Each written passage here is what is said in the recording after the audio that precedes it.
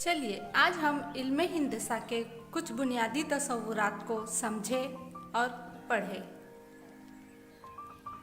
किसी कागज़ पर पेन या पेंसिल की मदद से बनाया गया एक छोटा सा निशान नुक्ता कहलाता है।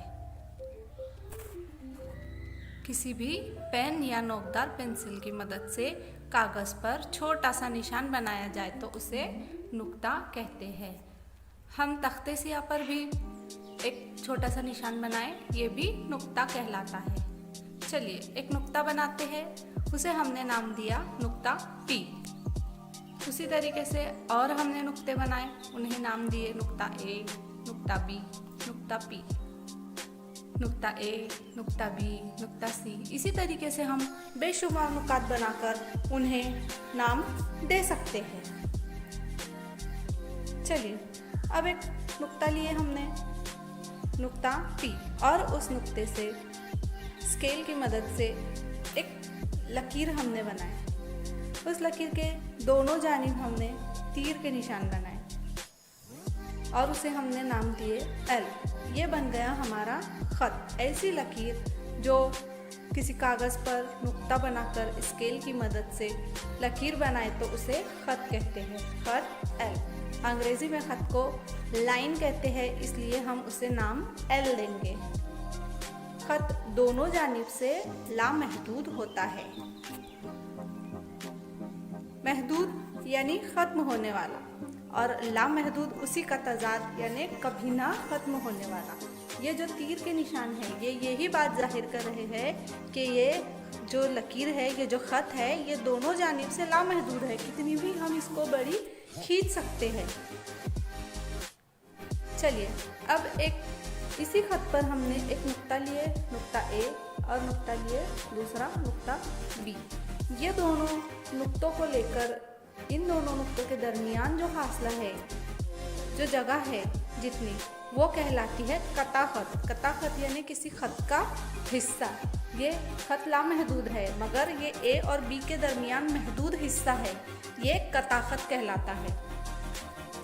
किसी मखसूस दो नुकात से एक ख़त बनाया जाए तो उनके दरमियान का हिस्सा कता ख़त कहलाता है। हम इन्हें नाम देंगे कता ख़त ए बी। हम इसकी लंबाई को नाप सकते हैं, कता ख़त की लंबाई को, जबकि हम ख़त की लंबाई नहीं नाप सकते। ख़त लामहदूद होता है, उसकी कोई हद नहीं होती है, जबकि कता ख़त महदूद होता है। यहाँ पर ये जो छोटा सा कता ख़त है इसकी लंबाई है 5 सम। इस तरह से बहुत से कता ख़त हम एक ही ख़त पर बना सकते हैं और उनको अलग अलग हम नाम दे सकते हैं। ये कता ख़त ए बी है या बी है, इसको दोनों तरह से हम पढ़ सकते हैं। कता ख़त ए बी या कता ख़त बी है, दोनों तरफ से इसका नाम हम ले सकते हैं। रोज़ाना सुबह सूरज निकलता है, उजाला हर तरफ फैलता है। कभी हमने ये सोचा है कि ये सूरज की रोशनी कहाँ से आती है? सूरज से शुरू होकर ये हमारी ज़मीन पर आती है। सूरज उसका एक मब्दा है। उस मब्दे से, उस जगह से, उस नुक्ते से, सूरज एक नुक्ता है यहाँ हम मानेंगे, और उस नुक्ते से ये जो सूरज की किरणें ज़मीन पर आती है तो ये किरणें हम इसे रियाजी की ज़बान में शुआ कहते हैं। जैसे कि ये एक नुक्ता, हमने एक मब्दा लिया, हमने ये नुक्ता, और इस नुक्ते से हमने एक सीधी लकीर खींचे और वो एक ही जानिब जा रही है। ख़ास बात ये है कि वो एक ही जानिब जा रही है, वो दोनों तरफ नहीं बढ़ रही है, सिर्फ एक तरफ बढ़ रही है। इसलिए ये शुआ कहलाती है, जो एक तरफ से महदूद और एक तरफ से लामहदूद होती है। ऐसी शक्ल शुआ कहलाती है।